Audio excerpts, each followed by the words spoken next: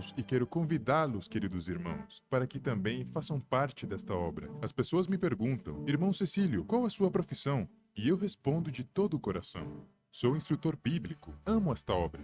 O Senhor me chamou para esta missão. Estou apaixonado por este trabalho. Por isso, agradeço a minha companheira, Maria Conceição, quem sempre lutou ao meu lado. Obrigado, Maria. Te amo. Juntos, até a batalha final. Que linda experiência deste casal missionário, não é verdade? Agora eu quero convidá-los a participar deste momento especial de adoração, através dos dízimos e ofertas. Que Deus os abençoe. Provai e vede.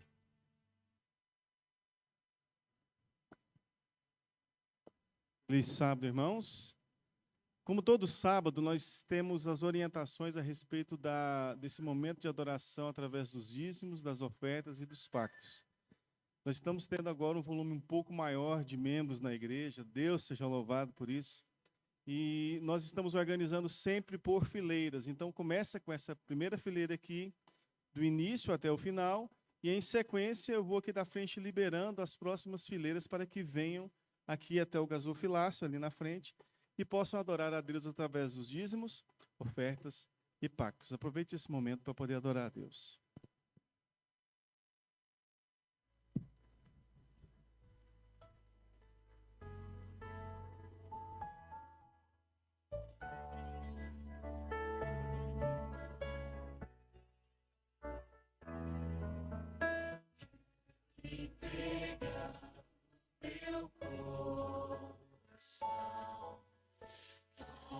Senhor, em adoração,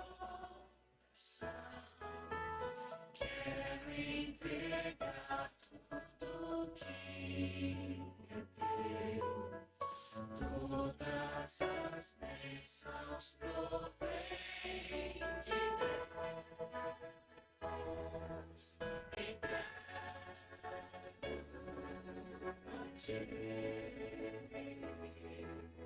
meus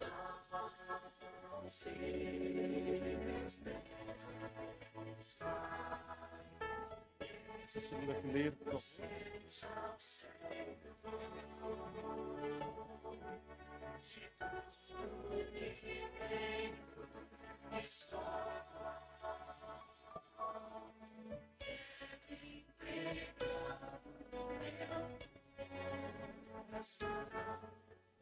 Toma, Senhor, em adoração, quero entregar todas as bênçãos provém de Deus,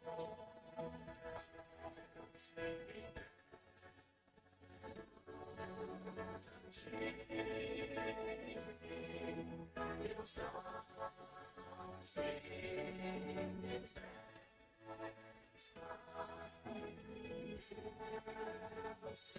dons e A última fileira agora, por favor.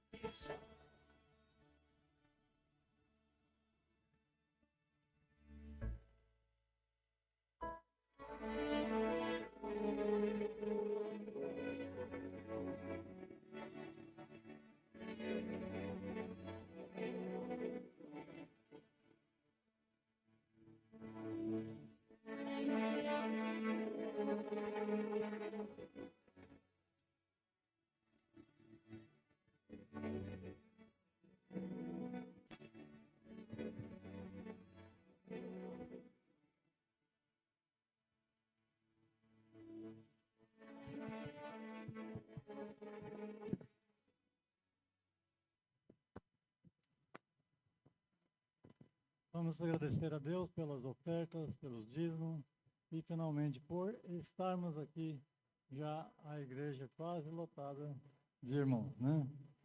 Nós agradecemos a Deus por isso. Querido Deus e Pai, no momento nós somos muito gratos ao Senhor porque concedeu para nós este conhecimento da Tua verdade. Nós agradecemos pela vida que nos deu. E nós agradecemos também por nós ser privilegiado em ser convidado pelo Senhor para ajudá-la no ministério, através de nossas ofertas, nossos dízimos, que são colocados na sua obra. Que ela possa ser dirigida a um lugar que esteja necessitando. Nós te rogamos, Senhor, não só pelas ofertas, mas por tudo que nos tem dado, também a capacidade, a saúde, o privilégio de viver aqui nessa terra. E também de pregar o teu evangelho, de ensinar alguém a teu respeito.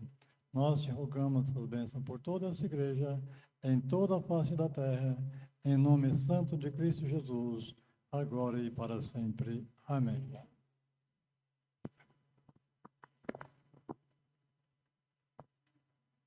Bom dia, meus queridos irmãos, amigos que estão conosco nesta manhã.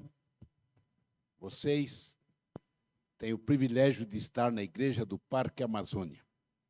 E que Deus abençoe a cada um, especialmente aquele que está nos visitando. Na quinta-feira que passou, o pastor teve uma reunião com os anciãos da igreja e algumas decisões foram tomadas. E nós queremos passar para a igreja para que os irmãos possam acompanhar aquilo que será feito. A partir do próximo sábado, a escola sabatina não começará mais às 9h30, mas às 9 horas. Então, voltamos ao horário normal, tá bom? A partir do próximo sábado, escola sabatina, 9 horas. Ainda não, as crianças ainda não voltam a funcionar a salinha, né? Tá? Então nós vamos começar voltando às 9 horas com a escola sabatina. A partir do próximo domingo, dia 8, não amanhã, voltaremos com os cultos de domingos, ok? Num horário diferente, 19h30, ou 7h30 da noite, tá? Então, a partir do próximo domingo, aí teremos 2 domingos cultos normais, dia 8 e dia 15, e a partir do dia 22, o pastor irá fazer uma série especial aqui na igreja. Pastor Lincoln e o pastor Ângelo vão fazer uma série especial para a igreja. Então, começando no domingo, dia 8. Amanhã, por causa do feriado, nós resolvemos que não teremos, né? Muitos viajaram. Então, a partir do dia 8 já teremos os cultos aos domingos. E quarta-feira, vamos esperar mais um pouquinho, vamos ver a reação da pandemia, se ela realmente vai arrefecer, né? E aí, então, voltaremos com os cultos de quarta-feira. Mas, por enquanto, ainda não. E agora falemos um pouquinho sobre a nossa campanha, né? Esteve reunido aqui alguns irmãos com um arquiteto e algumas ideias surgiram e algumas modificações, algumas coisas vamos fazer na igreja. E como lançamos no sábado passado uma campanha especial para que a igreja participe com seus recursos para que essas ideias, essas sugestões que surgirem possam se efetivar, tá? Então, os irmãos, nós pedimos, o irmão, quando mandar o seu dízimo, naquele recibinho, aquele preenche, coloque ali caixa da igreja e mande a sua oferta para ajudar e para que possamos realizar estas mudanças na igreja. E agora, então, eu passo a palavra ao pastor Lincoln, ele também tem alguma coisa a falar. Pois bem, queridos, geralmente, tradicionalmente, né, na Igreja Adventista, a nível de divisão sul-americana, nós temos o nosso Impacto Esperança, que acontece geralmente ali no mês de maio, às vezes abril, né? Onde nós temos a oportunidade de levarmos esperança às pessoas. Sem sombra de dúvida, esse ano de 2020 acabou rompendo todas as expectativas, quebrando todos os compromissos que nós tínhamos com relação a calendário. Mas, ao mesmo tempo, criou-se uma oportunidade muito grande. As pessoas nunca careceram tanto de esperança como neste ano. Muitas já estão desiludidas acerca daquilo que vem a acontecer no futuro próximo. Muitas estão, de certa forma, desesperadas com relação à sua família, o sustento, entre tantas outras coisas. E é por isso que o Impacto Esperança ele se faz mais do que necessário nesse momento, justamente por causa da necessidade. Eu quero convidar você, hoje, às 15h30, a estarmos juntos participando do Impacto Esperança, uma parceria aqui, né, do Colégio Adventista do Jardim Europa. Nós teremos alunos e funcionários, assim como também os desbravadores aqui da igreja, como também todos vocês que queiram participar. Eu sei que o sábado, ainda mais chovendo, daquela vontade de fazer o trabalho sonário em casa, né? No entanto, queridos, nós somos desafiados pelo Senhor a sairmos da nossa zona de conforto, porque é fácil a gente ter uma mensagem para nós, mas quantas pessoas estão carecendo dela lá fora? Então, o meu desafio para você é você ser, no dia de hoje, altruísta e pensar mais um pouco naquele que está lá fora sem esperança. Por isso eu quero lhe convidar, às 15h30, nós estaremos ali no Parque Cascavel, a princípio. Sabe aquela, eu não sei se guarita é o nome, mas onde fica ali a sede, tem os banheiros, a sede da jardinagem ali, na rua pro lado de lá, para quem vem daqui. Nós nos reuniremos ali às 15h30 para iniciarmos, então, esse Impacto Esperança, tá bom? Então, se você puder, se não puder também, faça um esforço de poder fazer a diferença na vida de alguém e assim cumprir a missão que o Mestre designou a cada um de nós, que é irmos. Ele é uma ordem, é um imperativo, né? Ide. Em qualquer circunstância, independentemente, mas vai ficar nublado, vai chover. Eu acredito que a cruz assustava muito mais os discípulos do que uma mera chuva. Então, que não seja isso que nos impeça de fazer isso, a vontade do Senhor no dia de hoje, tá bom? Hoje, 15h30. Ok, obrigado. E agora nós vamos ter o privilégio de ouvir uma música especial para a honra e glória de Deus.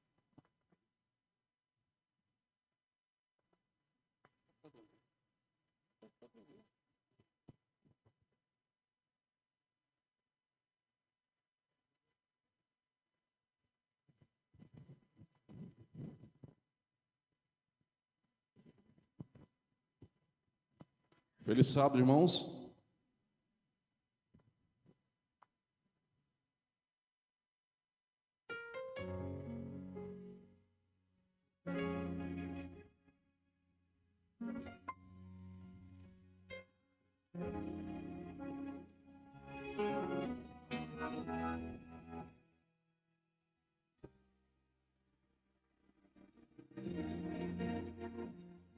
Sonhei com a cidade gloriosa,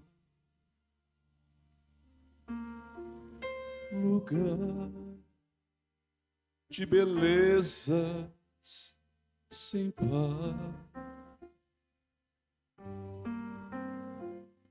Quando entrei, eu clamei: Tu és santo. E os anjos se uniram a mim. Conduziram-me maçã por maçã. Pude ver maravilhas sem fim. Mas eu pedi, eu quero ver Cristo, porque Ele morreu por mim. Cantei e clamei, Ele é santo,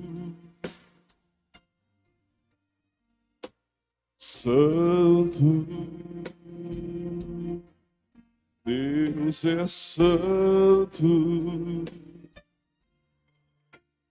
Clamei, Ele é digno de glória.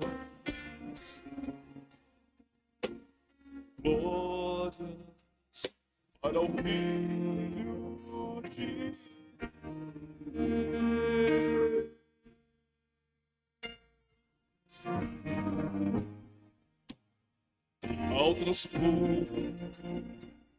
os portais da cidade. Encontrei meus amigos e irmãos reunido nas ruas do céu. Oh, que cenas eu nem sei descrever. Lá eu encontrei Jacó e Isaque. Falei com Marcos e com Moisés, mas eu pedi que Cristo, porque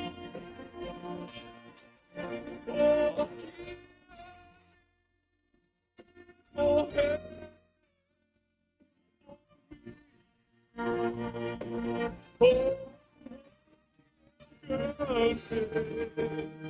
E clamei, Ele é santo, santo, meu Deus é santo. Clamei, Ele é digno de glória. Clamei, Ele é digno de glória. Clamei, Ele é digno de glória. Cantem glórias para o Filho de Deus.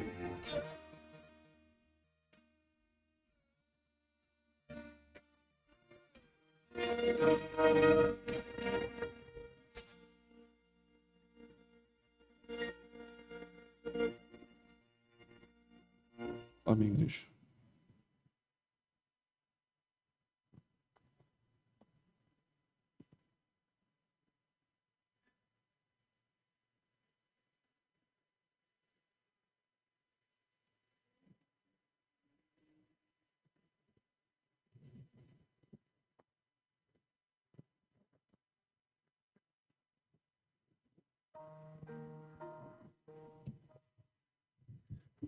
Bom dia.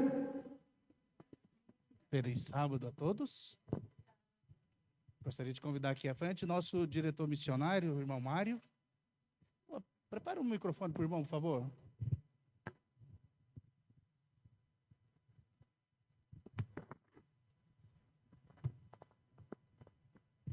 Irmão Mário, o senhor como diretor missionário da nossa igreja, o senhor poderia nos dar alguma explicação como será a distribuição dos nossos livros esse ano?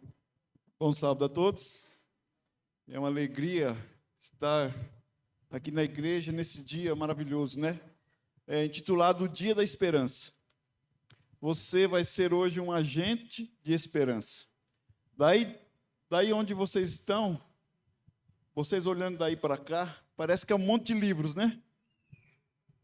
Mas eu vejo em cada livro desse uma esperança de salvação, né? E nós dividimos os livros em 10. Então, cada membro da igreja vai poder vir aqui, né? E pegar 10 livros para fazer esse trabalho. Você pode entregar esses livros para os seus parentes, vizinhos, né? Aquele que você está orando, aquele que você tem desejo de mostrar Jesus para ele. Essa é a sua chance. Hoje é o dia da esperança. Depois o Ézio, quando terminar o sermão, né? Eu tenho certeza que vai ser um apelo maravilhoso. Cada fileira, conforme nós fizemos aí na entrega dos dízimos e das ofertas, vão poder vir aqui, né, ordenadamente, pegar seus 10 livros, né? Nós vamos convidar uma professora para estar entregando também os livros infantis. Então, aquele que tiver criança para levar para alguma criança, né? Vai poder, a professora vai estar aqui distribuindo também, tá ok?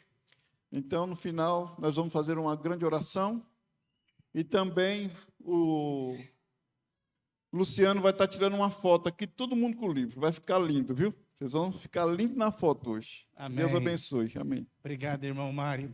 Queridos, o grande marketing desse ano a distribuição é do seu jeito, não é isso?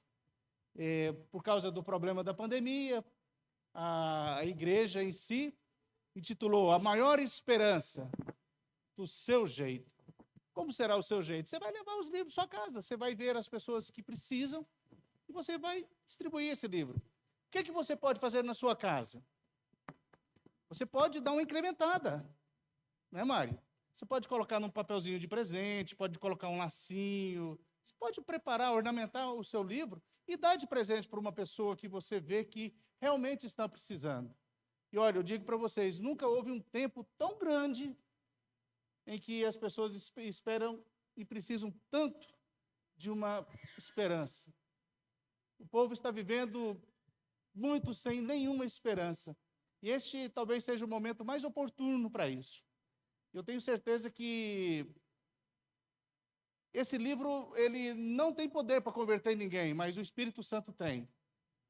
Mas precisa de algumas... Deus precisa de nós.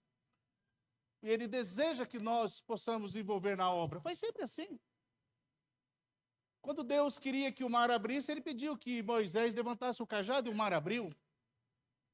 Não foi verdade? Quando Jesus foi ressuscitar Lázaro, Ele pediu que tirasse a pedra. Será que quem ressuscita não tem poder de dar um estralo de dedo e aquela pedra sair rolando?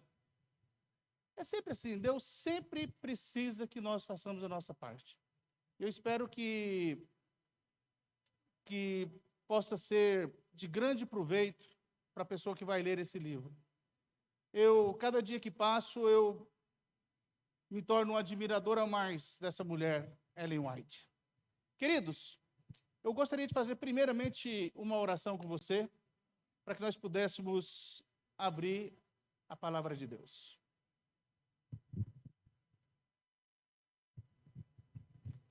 Deus Todo-Poderoso, eu te suplico que em nome do nosso Senhor Jesus Cristo, somente o teu Espírito Santo venha estar conosco neste momento. O clima está uma delícia, a chuva cai lá fora, nós estamos aqui dentro de forma confortável. Espero que o Espírito Santo possa trabalhar no nosso coraçãozinho, para que nós possamos entender o propósito deste culto dessa manhã, e para que possamos alegrar o nosso coração, e quando voltarmos para a nossa casa, possamos voltar bem melhor do que quando aqui chegamos.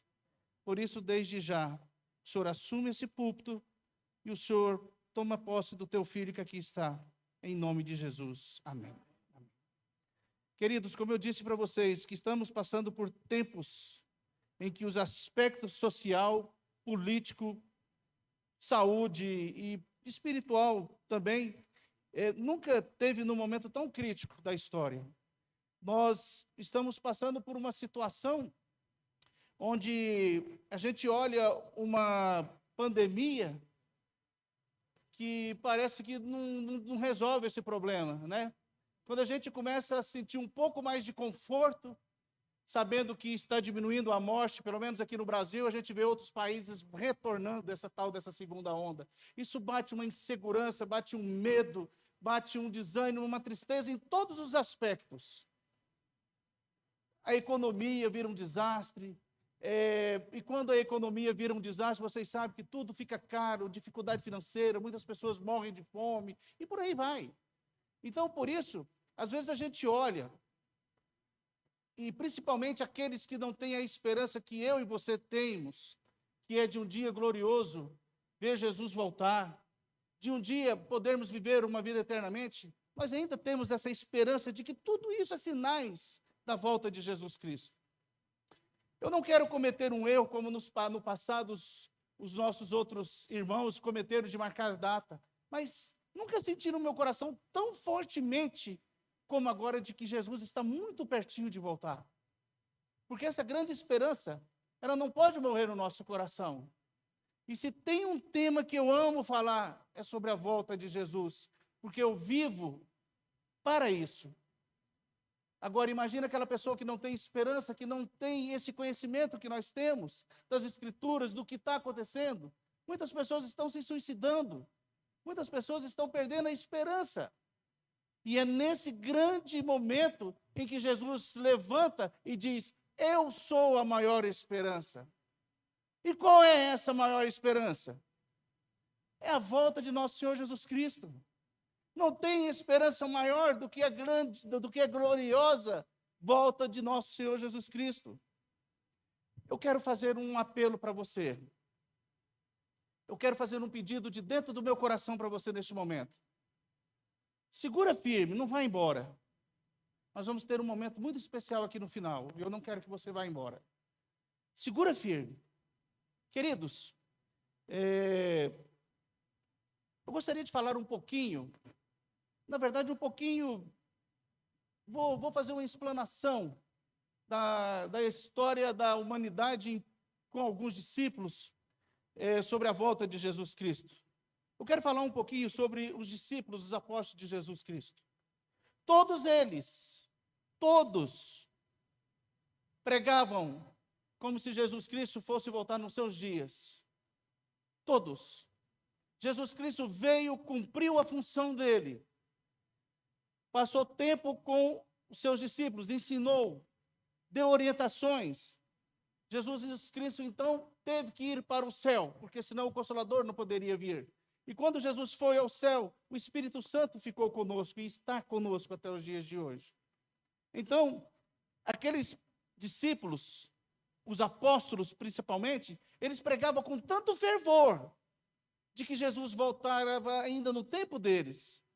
Olha, eu quero dizer para vocês o seguinte, certa vez Pedro estava caminhando com Jesus, logo ali depois daquele momento em que Jesus apareceu na praia, e Pedro se atirou, e ali ele fez aquela declaração de amor, e por um momento Jesus começa a caminhar com ele, e Pedro diz, e aquele ali, ó? Ele estava se referindo a João. Olha o que diz no livro de João, capítulo 21, versículo 21 e 22. João, capítulo 21, versículo 21 e 22. O versículo 21 diz o seguinte: vendo Pedro a este, disse a Jesus: Senhor, e este, que será? Disse-lhe Jesus: se eu quero que ele fique até que eu venha, que te importa? Segue-me. Todos os apóstolos, os primeiros discípulos, esperavam Jesus nos seus dias. Por que eu estou falando isso pela terceira vez? Porque eles viviam para que Jesus voltasse nos seus dias, porque o convívio com eles, a comunhão com ele, com Jesus, era uma comunhão tão próxima e tão profunda, que eles já sentiam saudades. Então eles queriam que Jesus voltasse nos seus dias. Olha, uma das imagens que para muitos foi um momento triste, foi o apedrejamento de Estevão. Quando Estevão foi apedrejado, ele olhou para o céu abriu e ele viu Jesus do lado do Pai. E ele com um sorriso disse: Pai, perdoa eles, porque eles não sabem o que estão fazendo. A esperança. Imagina Pedro. Pedro, a coisa que ele mais queria, ele conquistou, que era ser o grande líder ali daqueles apóstolos. Sempre que Jesus fazia as coisas, Pedro tomava iniciativa, estava à frente, né? Muitas das vezes parecia afoito, era uma coisa que parece que ele desejava ser o grande líder. E por fim, Jesus o comissionou como o grande líder, o pastor dos pastores ali. E Pedro, por fim, houve aquela transformação de vida tão espetacular, e Pedro foi um grande homem de Deus na pregação do Evangelho. Um grande líder daquele povo, depois que Jesus foi ao céu. Ao ponto de, quando Pedro foi levado para ser crucificado, todo mundo conhece a história, O que eu disse para vocês, eu irei fazer um resumo breve. Pedro chegou a um ponto, olhou para aqueles seus carrascos, olhou para eles e disse: olha, eu não mereço morrer como meu mestre morreu. Eu quero ser crucificado de cabeça para baixo. Sabe por que eu estou dizendo isso para você?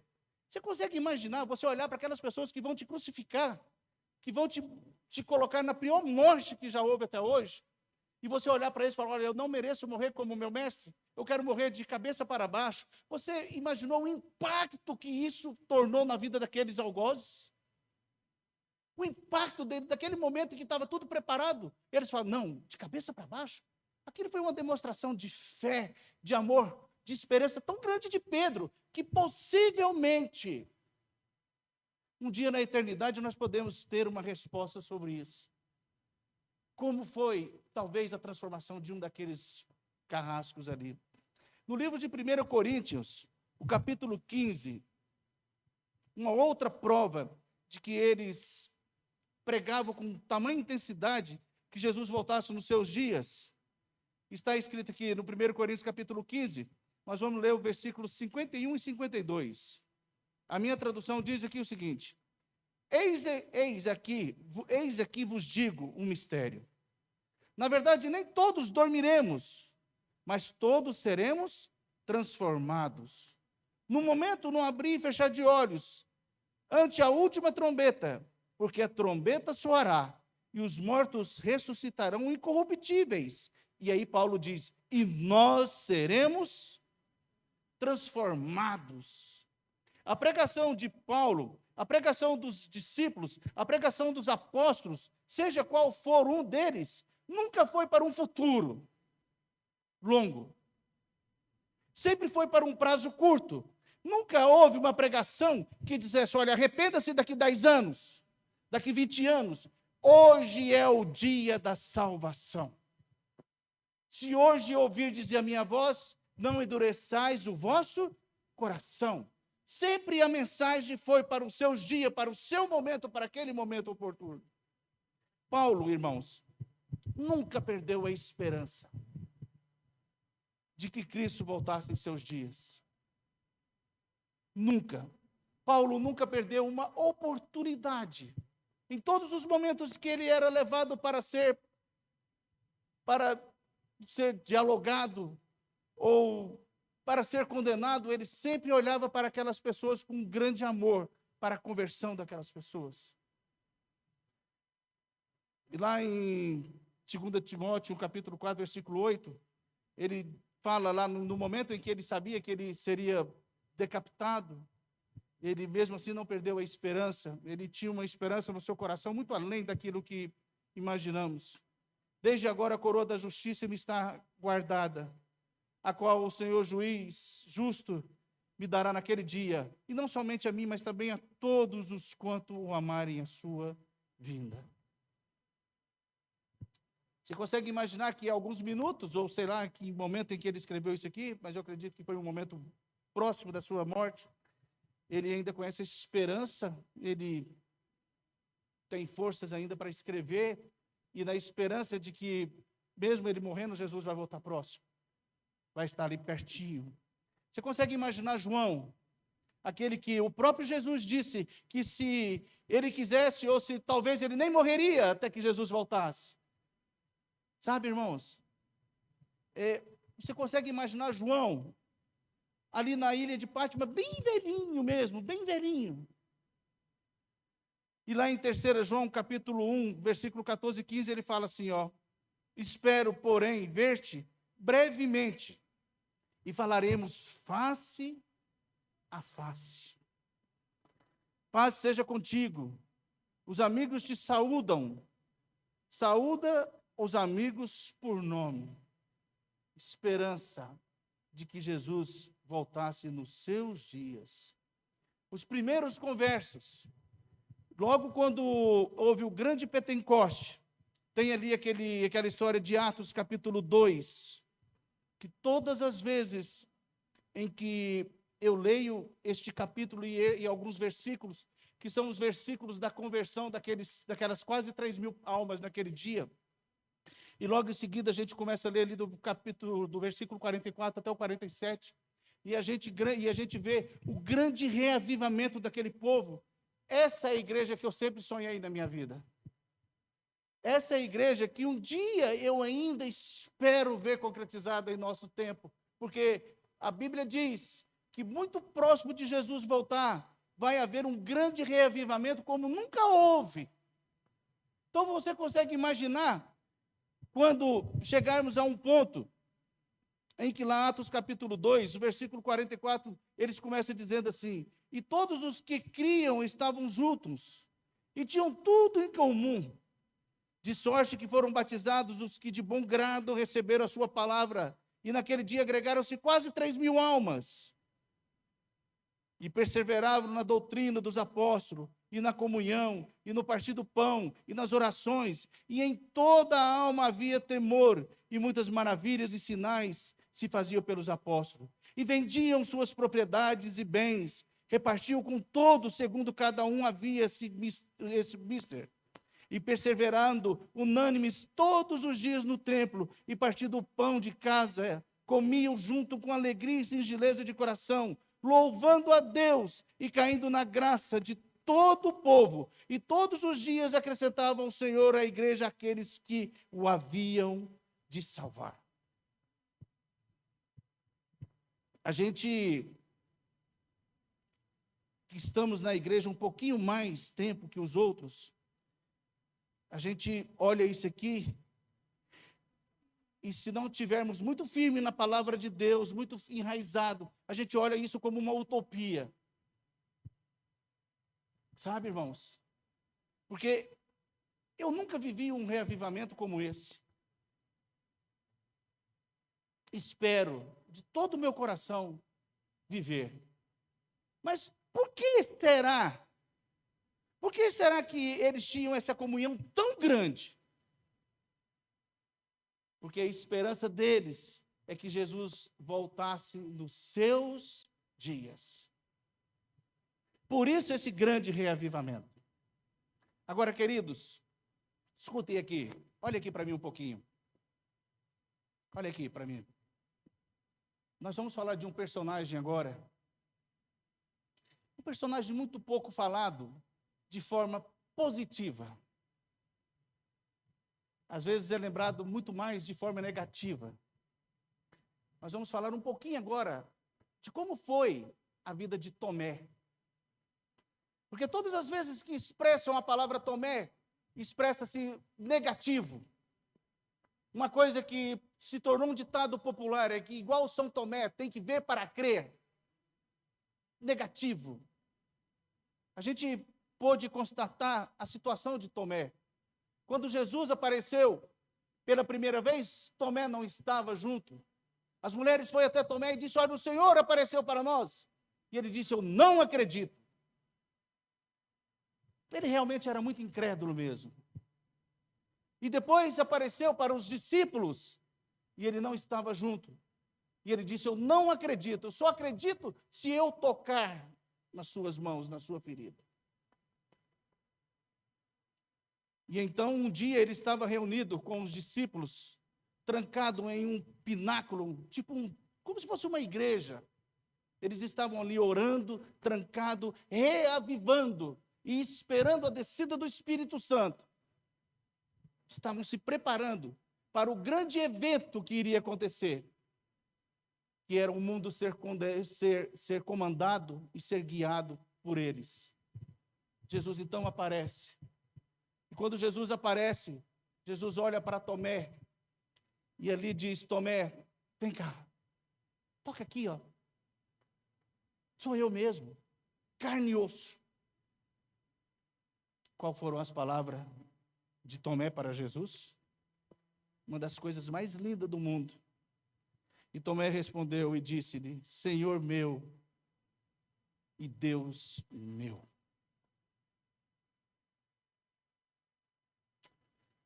A história diz que Tomé se tornou um dos grandes missionários daqueles tempos. Tomé escolheu ir para um dos locais mais perigosos e mais difícil de levar o evangelho. Um dos locais onde ele foi pregar o evangelho foi para a Índia. E a história diz que ele conquistou muitos seguidores em Malabar. E ali, nessa região da Índia, e todos nós conhecemos e sabemos que a Índia até hoje é um país muito fechado, muito complicado para o cristianismo. É um país que tem muitas religiões, muitas fés, hindus, budistas e aí muitas outras, Islã. Era um país muito difícil de ser pregado naquele tempo. E foi para esse local onde Tomé foi pregar. E a pregação de Tomé ali teve um êxito tão grande, tão poderoso, que tem uma catedral lá com o nome, é uma igreja católica, escrita por São Tomé.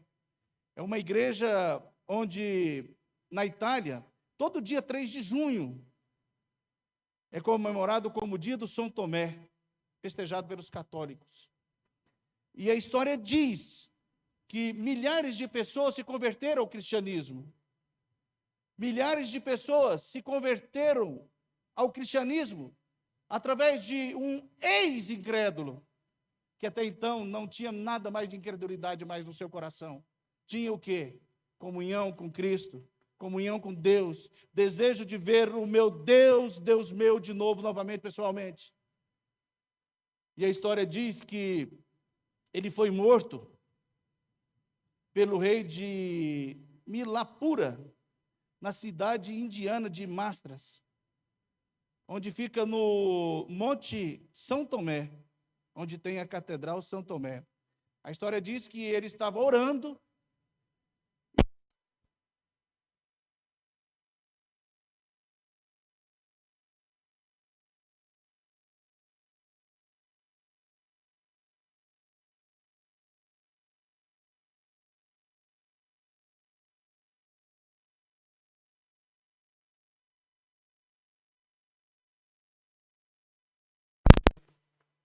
E aí eu quero trazer um pouquinho para os nossos dias mais distantes um pouco. Eu quero falar de um homem que eu tenho uma admiração imensa por ele. Através de uma interpretação dele, por erro apenas na questão de qual seria o evento, eu estou me referindo a Guilherme Miller. Guilherme Miller, todos nós, a grande maioria aqui conhece a história de Guilherme Miller. Guilherme Miller era um homem que não cria em Deus,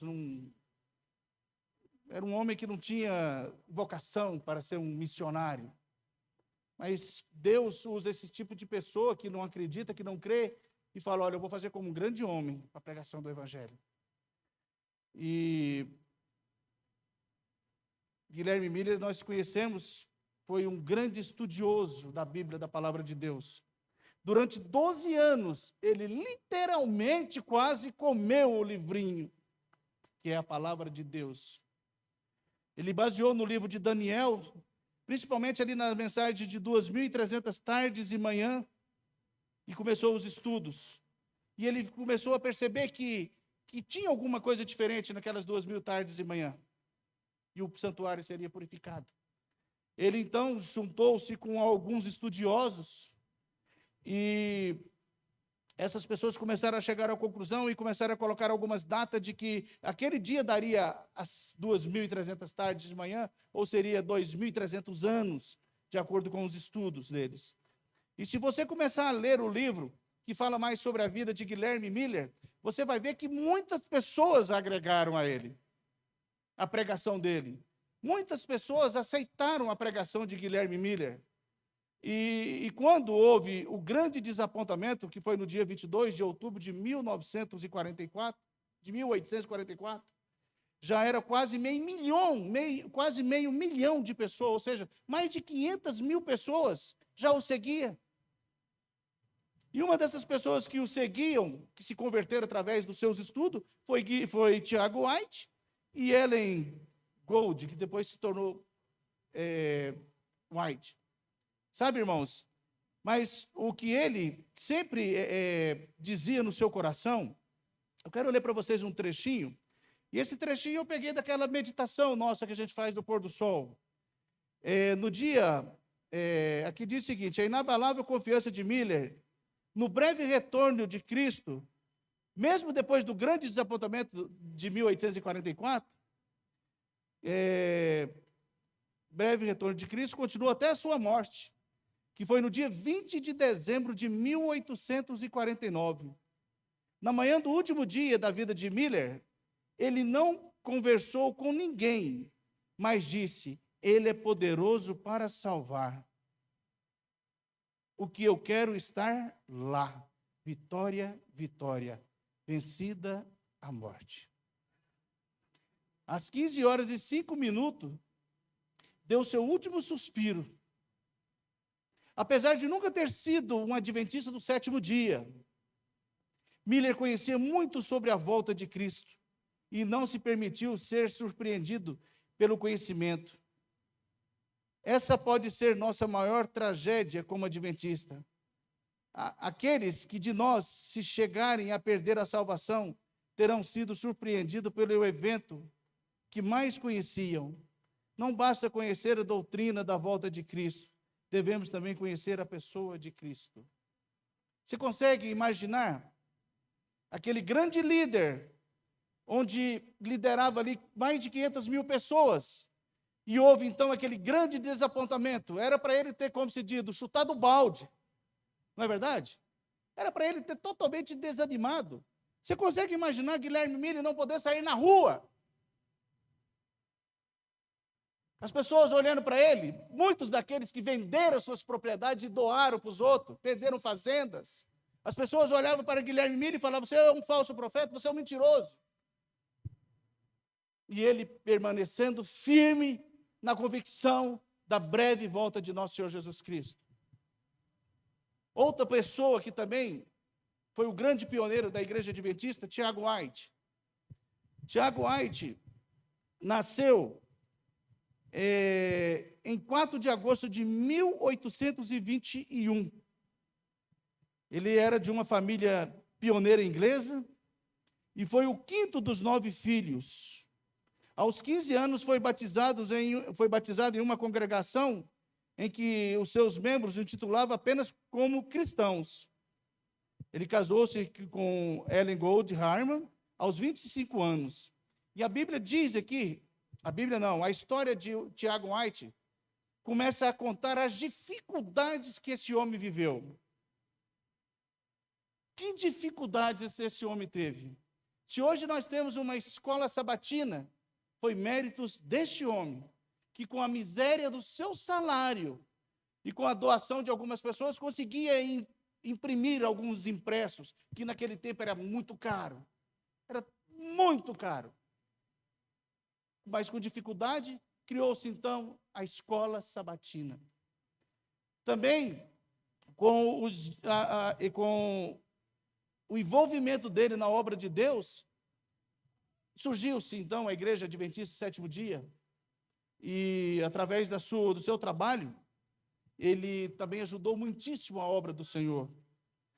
E nunca foi fácil, sempre muito difícil, muita dificuldade. Ellen White mesmo conta que, na história dela, que eu vou logo em seguida dizer para vocês, que teve um determinado momento da vida de Tiago White, em que ele trabalhava para 3, para poder levar a obra adiante.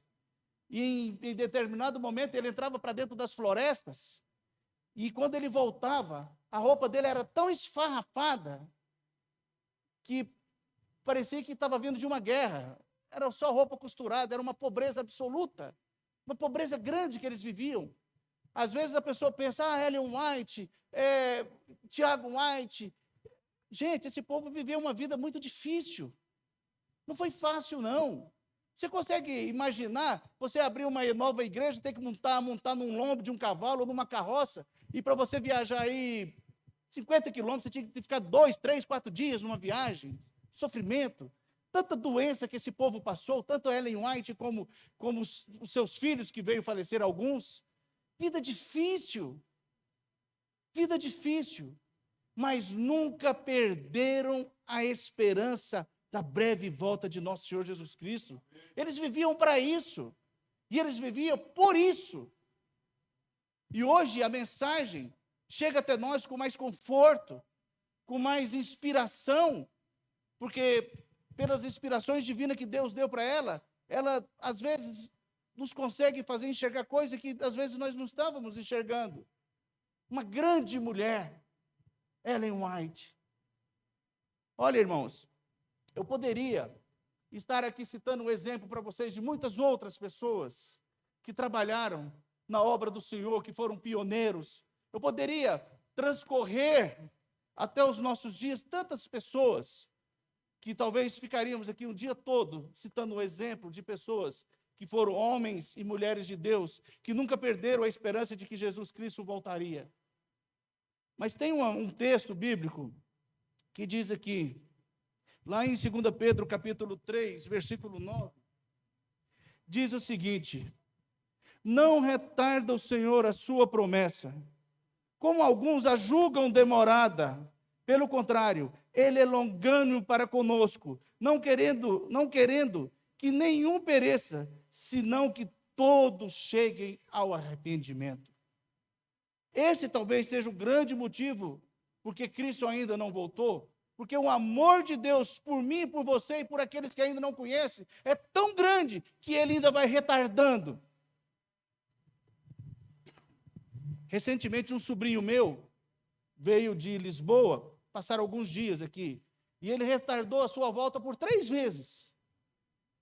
Ah, eu vou dia tal, retardava, porque ele queria ficar mais no meio do povo dele aqui. E Deus, da mesma forma, Deus vai retardando um pouquinho mais. Não, espera um pouquinho mais. Mas, querido, mas vai chegar um momento em que não tem como mais retardar. Jesus vai voltar. Jesus vai ter que vir para consertar essa bagunça que estamos vivendo. Jesus vai ter que voltar para cumprir a palavra dele de que ele voltaria. No grande desapontamento do dia 22 de outubro de 1844, Ellen White disse o seguinte, que aquele dia, depois deles terem chorado amargamente, depois deles ter planteado, porque foi o dia mais triste da vida deles, Iron Edson chegou a dizer que era como se fosse a morte de todos os seus grandes amigos no sofrimento. Mas sabe o que a serva do Senhor disse?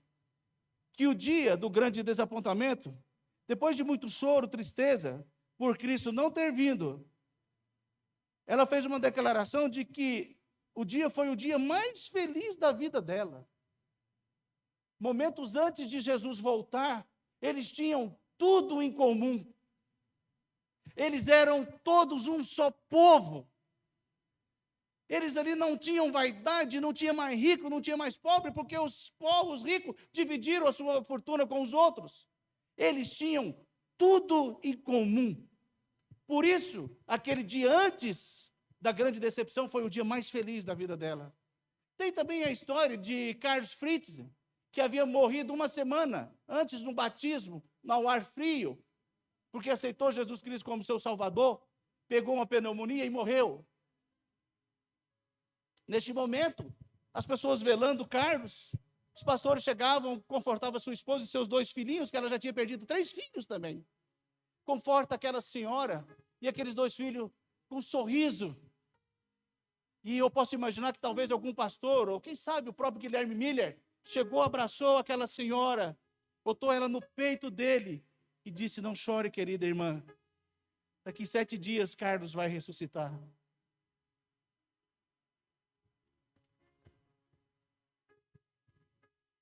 Olhou para aquelas 2 criancinhas e disse: não chore, daqui 7 dias vocês vão ver o papai novamente. 22 de outubro veio, o grande desapontamento veio. Na manhã do dia 23, aquelas 2 crianças olham para sua mãe e diz: cadê papai? Por que papai não veio? Vocês sabem o que é você ficar engasgado, esperando a volta de Jesus Cristo, e não aconteceu? Talvez este seja o sentimento que eu tenho agora.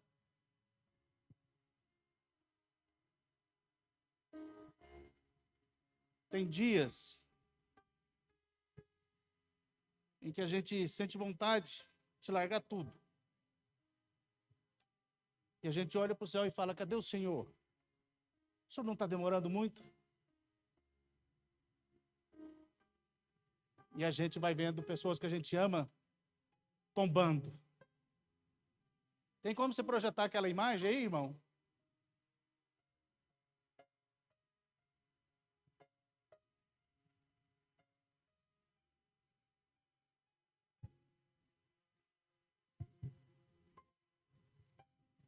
Por que papai não veio?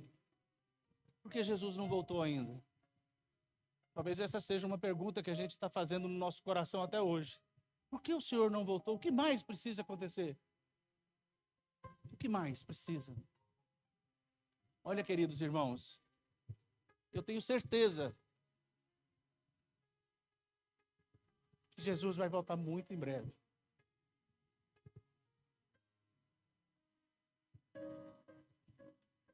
Não estou querendo ser sensacionalista. Poderia acrescentar mais uma foto de um grande irmão que eu tenho lá no setor Coimbra que faleceu semana passada, o irmão Onésio. Sabe por que eu estou mostrando a foto dessas duas pessoas? É para que não esqueçamos de que Jesus vai voltar. Para que não esqueçamos que Jesus vai voltar. Para que não esqueçamos que Jesus vai voltar. Porque Ele prometeu. E quando Ele promete, Ele cumpre. Pode ser que não seja nos meus dias. Pode ser que talvez amanhã ou depois ou alguns meses a minha foto vai estar ali. Mas Jesus vai voltar. E eu tenho a convicção absoluta de que assim como os pioneiros, eu tenho certeza que tanto a Kátia como o irmão Manuel vai estar de pé no grande dia da breve volta de nosso Senhor Jesus Cristo. Irmãos, eu não tinha grande contato com a Kátia, mas eu senti que ela era muito amada. Houve uma grande corrente de oração. Mas eu tinha um bom relacionamento com o irmão Manuel. Que homem de Deus, irmãos. Que homem de Deus. Queridos, eu vou encerrar neste momento. Eu vou fazer um convite para você. Deus não precisa de nós para que Jesus volte. Mas Ele faz questão que nos envolvemos. Você vai ter uma coisa tão simples para fazer. Simplesmente procurar alguma pessoa que você precisa de pregar o evangelho para ela. Você vai até aquela pessoa e vai entregar o seu livro para ela. Mas esse apelo não pode ser um apelo em que você vai simplesmente pegar os livros e levar para sua casa. Você tem que ter o desejo no seu coração. Porque se você não tiver esperança no seu coração, se você não tiver o desejo no seu coração, esse livro simplesmente vai por uma parte guardada no seu guarda-roupa. Que talvez daqui 1 ano, 2 anos, 3 anos, você vai olhar aquela pilha de livros e vai falar: olha, eu tenho uns livros para doar. Não é isso. O apelo é que você leve o livro para sua casa, mas que você não fique com nenhum livro para você. Que você distribua para aquelas pessoas que você ama. Você quer falar? Pode vir aqui, ou pode falar. Abaixa o som um pouquinho.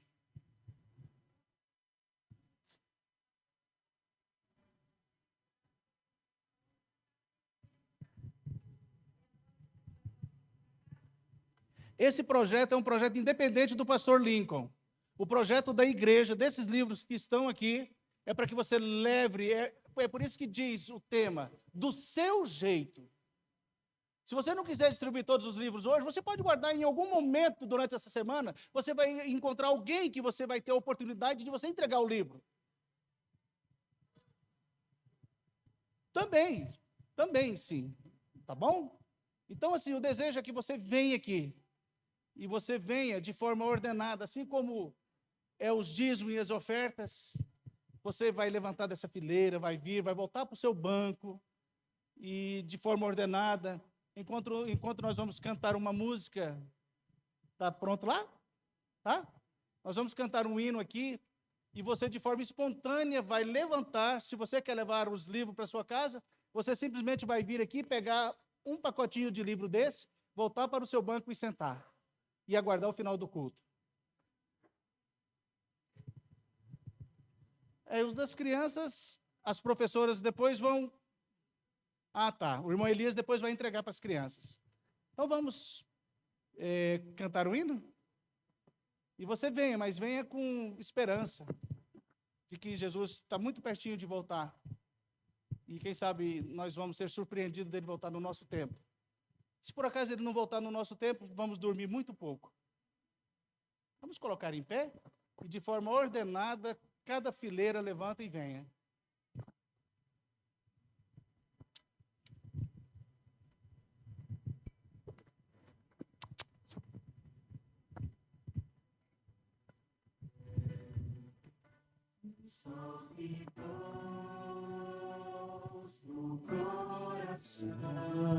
Essa primeira fileira, se sentiu o desejo, pode vir.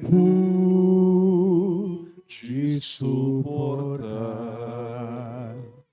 senti saudade do meu lar. Orei a Deus sem aflição, a Ele abri meu coração. Quando alguém tocou em mim, eu ouvi Jesus dizer assim: pouco mais, um pouquinho mais, logo irei aí te buscar. você não é membro dessa igreja, Um rio de paz, há um céu que Deus chamou de lá.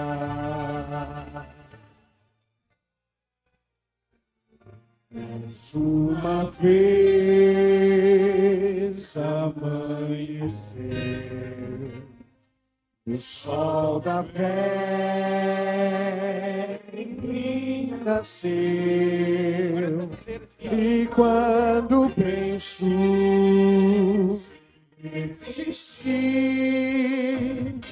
Jesus me chama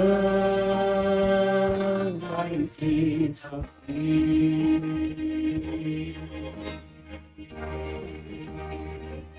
é só um pouco mais, um pouquinho mais, logo irei aí te buscar. Amor real, há um rio de paz, há um céu que Deus chamou de lá. É só um pouco mais, um pouquinho mais, logo irei aí te buscar. Amor real, há um rio de paz, o céu que Deus chamou de lá.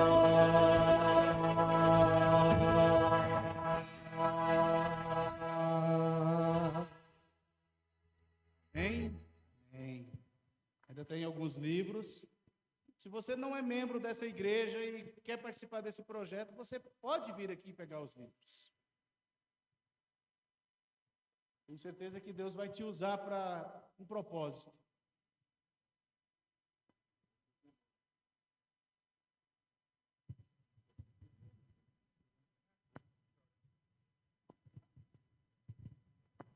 Agora Agora eu quero fazer um apelo para as crianças, os pais ou ou a mãe das crianças. O irmão Elias vai entregar o livrinho das crianças. Alguém quer vir pegar?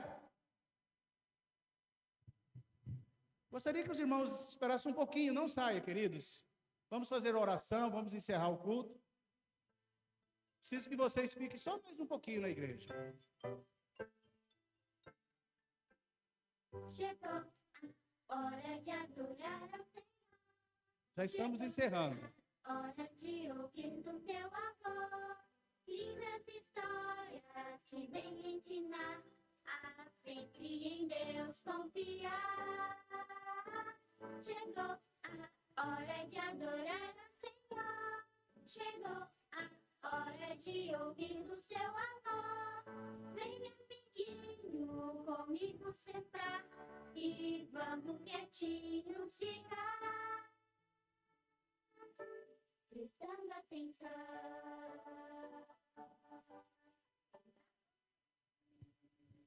Queridos, foi muito bom o momento que passamos juntos aqui, né?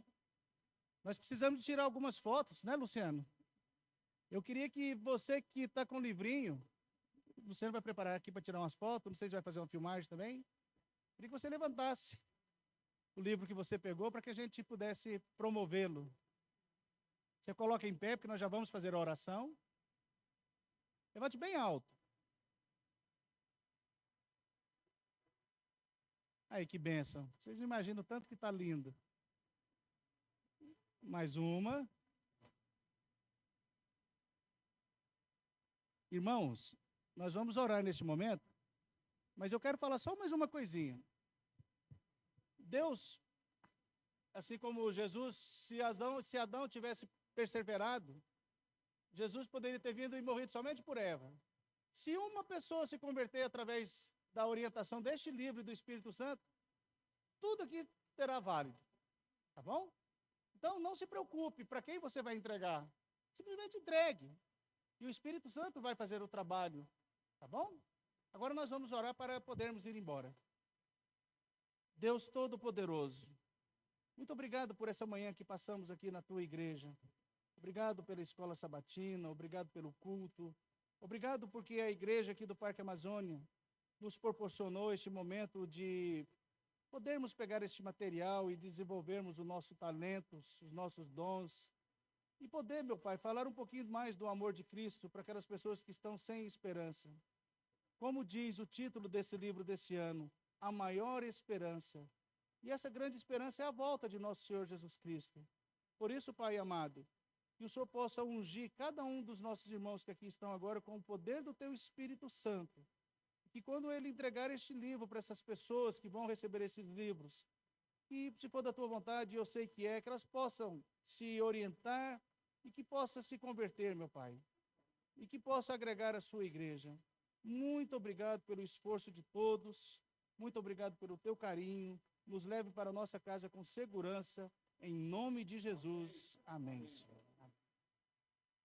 Queridos, muito obrigado a todos. Tenham um restante de sábado abençoado.